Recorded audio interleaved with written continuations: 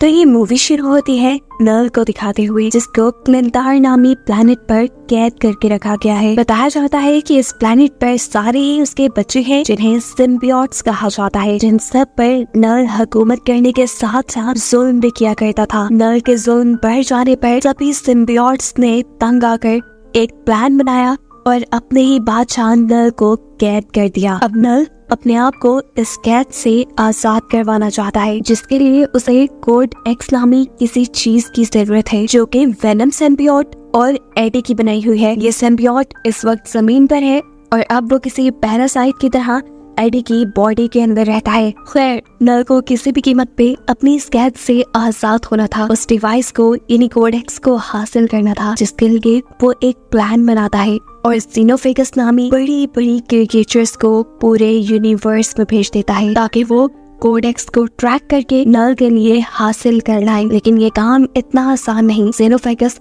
Code x को तभी track कर पाएंगे जब वेनम सिम्बियोट पूरी तरह से एडी की बॉडी को अपने कंट्रोल में लिए होगा। अब सीन कट होकर हमें एडी को दिखाया जाता है, जो एक बाहर में बैठा किसी से बातें कर रहा था। अचानक उसके पीछे कोई पोर्टल ओपन हुआ, जो पोर्टल उसे अपने अंदर खींच के ले गया और मालूम हुआ कि वो अब एक दूसरे यूनिवर्स में पहुंच चुका है। इस यूनिवर्स में भी है वो इस वक्त प्लेनेट अर्थ पर ही, और एक शॉकिंग बात उसे ये पता चली है कि पूरी दुनिया उसे और उसके वेनम सिम्बियोट को ढूंढ रही है। लेकिन यहाँ पर एडी और वेनम ये फैसला करते हैं कि वो न्यूयॉर्क जाएंगे और एक खास आदमी को ब्लैकमेल करेंगे, जो इस सारी सिचुएशन से उनको बाहर निकाल सकता है। अब इससे पहले कि ये लोग इस शहर से निकल पाते, ये दोनों देखते हैं कि कुछ लोगों ने मासूम डॉग्स को पकड़ा हुआ था, जिन्हें वो फाइटिंग कंपटीशन के अंदर लेकर जाने वाले थे। ऐसे इन डॉग्स की जान खतरे में थी और इन डॉग्स को बचाने के लिए एडी और वेनम सिम्बियोट इन लोगों से लड़ने लग जाते हैं।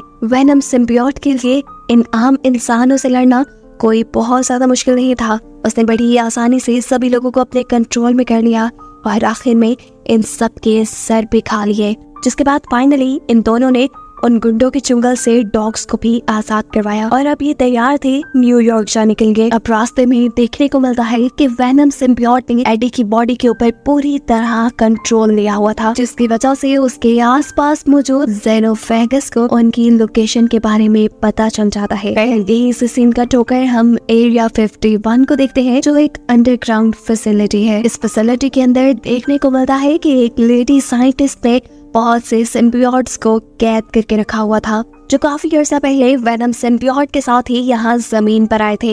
यही लेडी साइंटिस्ट के साथ हम रेक्स नामी एक सोल्जर को भी देखते हैं, जो सिम्बियोट्स के ऊपर ही स्टडी करने के लिए यहाँ आया था और वो ये जानना चाहता था कि आखिर क्यों ये सिम्बियोट्स दुनिया पे आए थे और वो दुनिया से यानी अर्थ से चाहते क्या है। लेडी साइंटिस्ट रेक्स को सिम्बियोट्स के बारे में बताने लगती है, जो किसी पैरासाइट की तरह किसी दूसरी क्रिएचर के साथ रह सकते हैं। और इस टाइम लेडी साइंटिस्ट किसी ऐसी क्रिएचर की तलाश में है जिनके साथ ये सिम्बियोट्स अपना अच्छा रिलेशन बना ले, लेकिन अभी तक वो इस मिशन में कामयाब नहीं हुई। यहीं पर अब लेडी साइंटिस्ट को खबर मिलती है कि उन्हें एक ऐसा आदमी मिला है जिसका ऑलरेडी सिम्बियोट से काफी अच्छा रिलेशन है, लेकिन यह आदमी उनके साथ कोई कोऑपरेट नहीं कर रहा, यानी उन्हें कुछ सिम्बियोट्स के बारे में ज्यादा इन्फॉर्मेशन नहीं दे रहा, उनसे बात नहीं कर रहा। मालूम होता है कि ये आदमी सिम्बियोट्स के बारे में बात इसलिए नहीं कर रहा क्योंकि जिस सिम्बियोट के साथ उसने अपने आप को सिंक किया था, उस सिम्बियोट ने उसे मरने के लिए अकेला छोड़ दिया। यहाँ पर लेडी साइंटिस्ट इस आदमी को एक और सिम्बियोट देती है सिंक करने के लिए, यानी अपने साथ रिलेशन बनाने के लिए, और साथ ही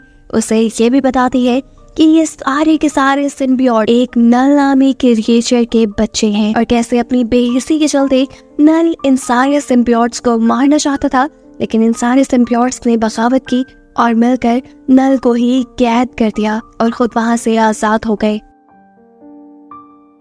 नल अब अपनी उस कैद से आजाद होना चाहता है, जिसके लिए उसे कोड एक्स की जरूरत है। समझ लो वो कोड एक्स उसकी जेल की चाबी है और वो कोड एक्स इन्हीं सिम्बियोट्स में से किसी एक सिम्बियोट ने बनाया है। लेकिन जितने सिम्बियोट यहाँ मेरे पास है, इनमें से किसी के पास भी कोड एक्स नहीं, और उसी कोड एक्स को लेने के लिए नल ने बहुत सारे xenophagus अब अर्थ पे यानी दुनिया में भेजे हैं। इधर हमें तो पता है कि वो कोड एक्स है वेनम सिम्बियोट और एडी के पास। अब सीन दोबारा वहीं पे शिफ्ट होते हैं जहां हमने देखा था कि सफर करते हुए वेनम सिम्बियोट ने पूरी तरह एडी की बॉडी पे कंट्रोल ले लिया था और उसी की वजह से एक जेनोफेगस ने उन्हें ट्रैक भी कर लिया। वो अब उनसे जैसे ही कोडेक्स लेने के लिए उनके पीछे आता है तो यहाँ हमें मूवी का एक बहुत ही जबरदस्त शॉट दिखाया जाता है जिसमें वेनम सिम्बियोट और एडी का सामना हो रहा है जेनोफेगस से, और ये लोग प्लेन के ऊपर लड़ रही है। इनकी लड़ाई ये ज्यादा देर चल नहीं पाती क्योंकि जेनोफेगस प्लेन के इंजन में आकर मारा जाता है। लेकिन अब इस इंसिडेंट से एक अच्छी चीज ये हो गई थी कि वेनम सिम्बियोट होशियार हो गया था। वो ये जान गया था कि जब भी वो एडी की बॉडी पर पूरी तरह कंट्रोल करेगा उसे कोई ना कोई जेनोफेगस ट्रैक कर लेगा, इसलिए अब उसने एडी की बॉडी को कंट्रोल करने से अवॉइड करना शुरू कर दिया है। और ये बात उसने खुद एडी को भी बता दी है। ये कहते ही उसने एडी को प्लेन से नीचे फेंक दिया और उसे बचाने के लिए खुद किसी पैराशूट की तरह उसके ऊपर की तरफ उड़ने लगा। अब एडी को तो ज्यादा कुछ पता नहीं था कि वो क्रिएचर जिसने उसके ऊपर हमला किया वो कौन है और आखिर वो चाहती क्या है। यहाँ पर वेनम सिम्बियोट उसे बताता है कि वो क्रिएचर जेनोफेगस है जिसे नल ने भेजा है। असल में नल कोड एक्स लेना चाहता है जो उसके जेल की चाबी है जो हम दोनों ने मिलकर बनाई है, और अगर हम दोनों में से कोई भी मर गया तो वो चाबी खत्म हो जाएगी। एडी कंफ्यूज था कि उसने कोई कोडेक्स कब तैयार किया। तब वेनम सिम्बियोट उसे सारी पुरानी कहानी सुनाता है जहाँ पर उन्होंने कोडेक्स को क्रिएट किया होगा। अब यहाँ इन्हें बातें करते हुए देख लेते हैं रेक्स के आदमी यानी सोल्जर्स जो असल में किसी ऐसे ही सिम्बियोट को ढूंढना चाहते थे जिसने किसी इंसान के साथ लिंक बनाया हो और उससे वो बातें कर सके और जान सके कि आखिर उनके दुनिया पे आने का मकसद क्या है। एडी खुद इतना ज्यादा ताकतवर नहीं था लेकिन जैसे तैसे करके उसने इन सोल्जर से बचने की कोशिश की और अपने आप को बचाने के चक्कर में उसने गलती से एक सोल्जर को भी मार दिया।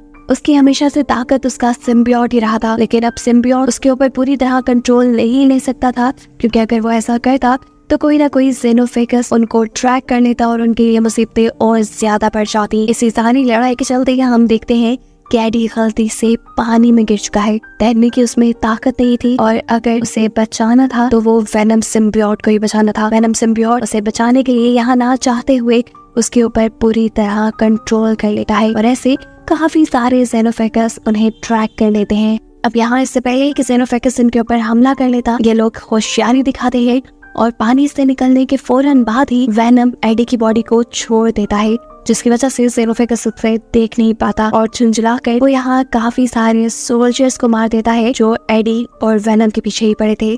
एडी तो मौका पाकर यहाँ से भाग चुका था लेकिन पैदल वो कितना भी आगे जाता। यहाँ उसकी किस्मत उसका साथ देती है और उसे एक फैमिली मिल जाती है जो रोड ट्रिप पर निकली हुई थी। वो फैमिली एडी को लिफ्ट दे देती है और बताती है कि ये लोग एरिया 51 पर रुकने वाले हैं क्योंकि इन्हें बहुत सारे एलियंस को किन्हीं सिम्बियोट्स को देखना है। एडी भूखा था। ये फैमिली एडी को खाने के साथ साथ जूते भी देती है क्योंकि एडी के पास इस टाइम जूते भी नहीं थे। रास्ते में ये फैमिली फाइनली एडी को लॉस वेगस छोड़ चुकी थी। हम यहाँ पर आकर एडी अपनी एक पुरानी फ्रेंड से मिलता है जो कि एडी के वेनम वाले रूप से बहुत ही ज्यादा इम्प्रेस थी और उन्हें खुश करने के लिए या मजबूरन उनके स्टार्ट करने पर वेनम को एडी की बॉडी पर कंट्रोल लेना पड़ता है, जिसके बाद ये दोनों यहाँ पे डांस करते हैं और इनके इस हैप्पी मूवमेंट का नतीजा ये निकलता है कि बहुत सारे जेनोफेगस उसे ट्रैक कर लेते हैं। अब इससे पहले कि यहाँ पर ही लड़ाई शुरू हो जाती वेनम एक और मर्तबा अक्लमंदी दिखाता है और एडी की बॉडी को छोड़ देता है जिससे सारे जेनोफेगस कंफ्यूज हो जाते हैं। एक तो अच्छा काम हो गया लेकिन जैसे एडी की मुश्किल कम होने भी नहीं आ रही। यहाँ पर मालूम हुआ कि लॉस वेगस के अंदर भी रेक्स ने एडी को देख लिया है। बस फिर क्या था, रेक्स और उसकी पूरी टीम ने एडी को पकड़ लिया। उन्होंने एडी और उसके वेनम सिम्बियोट को अलग कर दिया और फिर जब एडी की आँख खुली तो वो एरिया 51 के अंदर था। यहाँ एडी के साथ एडी की ही जैसे एक और इंसान जिसे कैद किया गया था जिसका एक सिम्बियोट के साथ रिलेशन भी था, वो एडी को बताता है कि नल जो इन सभी सिम्बियोट का किंग है वो पागलों की तरह एडी और वेनम सिम्बियोट को ढूंढ रहा है और ये खबर तो पहले से ही एडी को थी। यहाँ पर हम देखते हैं कि रेक्स जो कि एक सोल्जर है वो बहुत ही ज्यादा खुश है क्योंकि एडी और वेनम सिम्बियोट का रिलेशन अभी तक काफी अच्छा है और उसे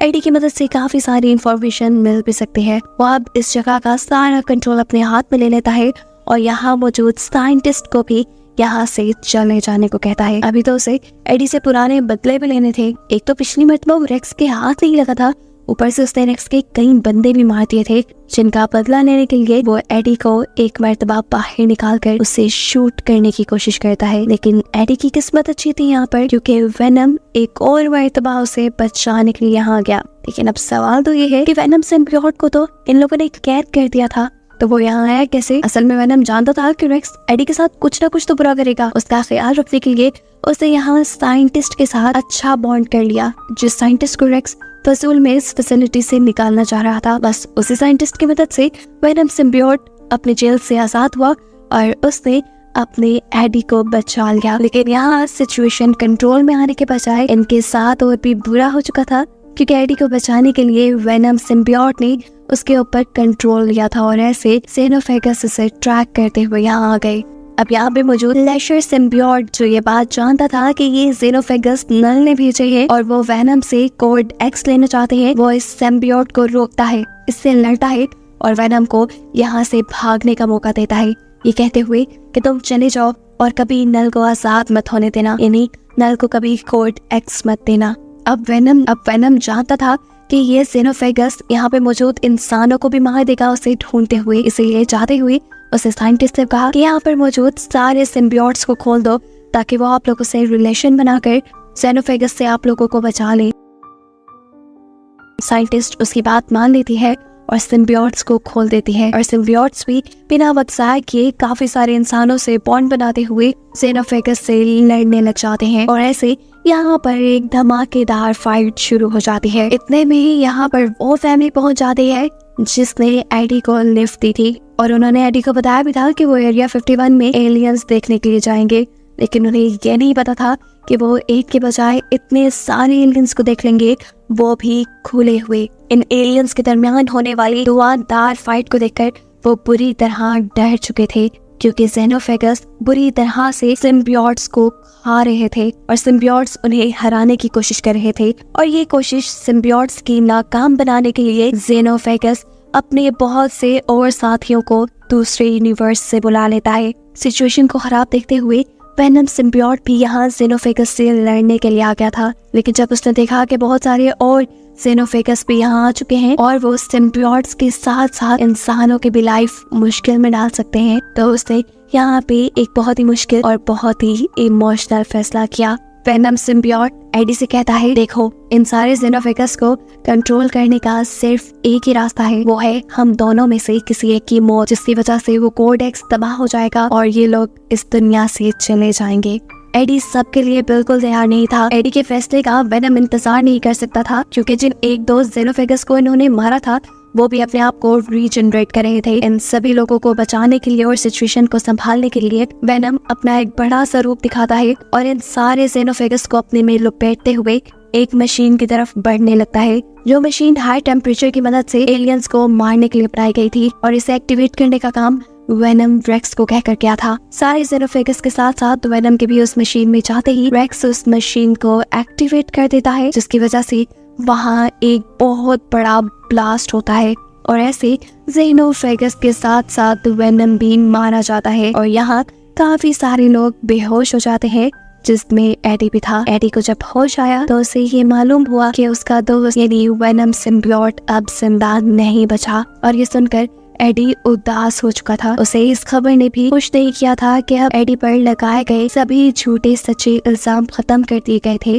और वो इस दुनिया में अपनी नॉर्मल लाइफ जी सकता था। अब यहाँ से सीन कट होकर हमें मूवी के ठीक लास्ट में दोबारा नल को दिखाया जाता है, जो बहुत ही ज्यादा गुस्से में है क्योंकि उसका कोड एक्स तबाह हो चुका है और उसके यहाँ से निकलने के चांसेस तकरीबन खत्म हो गए हैं और इस चीज ने उसके अंदर बदले की आग को और भड़का दिया है। अब वो आगे क्या करेगा, इसी चीज को सस्पेंस में रखते हुए ये कहानी यहाँ खत्म हो जाती है।